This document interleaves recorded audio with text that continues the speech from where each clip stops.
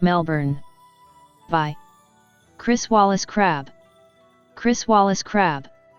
Christopher Keith Wallace Crabbe, an Australian poet, was born on May 6, 1934 in Richmond, Victoria, Australia.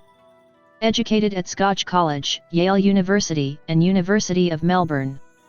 Was a visiting professor of Australian Studies at Harvard University and University of Venice. Published his first book of poetry while doing his final year honours degree. Melbourne. Poem appears in the collection Selected Poems and Cotemporary Australian Poetry, published from 1956 to 1994. The poem is based on the city of Melbourne, which was found in 1835. At first it was known as Bearbrass and later named as Melbourne in 1837 in honour of William Lamb. Indicates the present situation of the city. Summary. The poet starts the poem by indicating where the city of Melbourne is situated.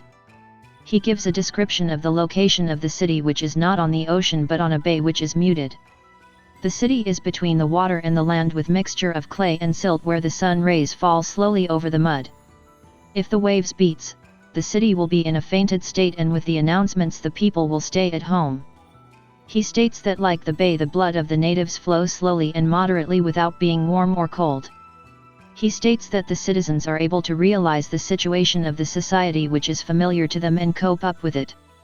But the patriots are bleeding and are being victims. He states the struggle of the people to protect their city as the sun is beating hard on the guerrilla refugee. The issues prevailing can be seen in the newsreels when they used to dine in the town.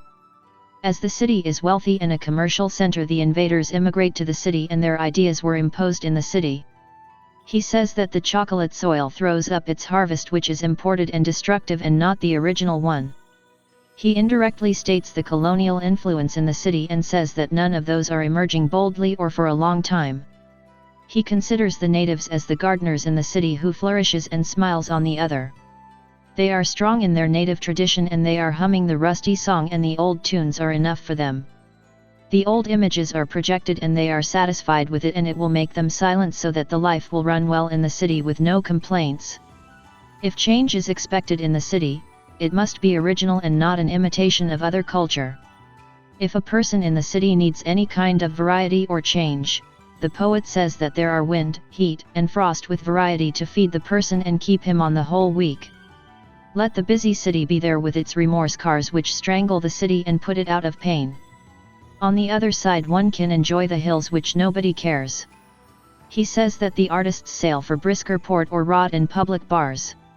He ironically concludes the poet by saying that though many has died in the land and nothing new has been born. For more videos, like, share, subscribe. Thank you.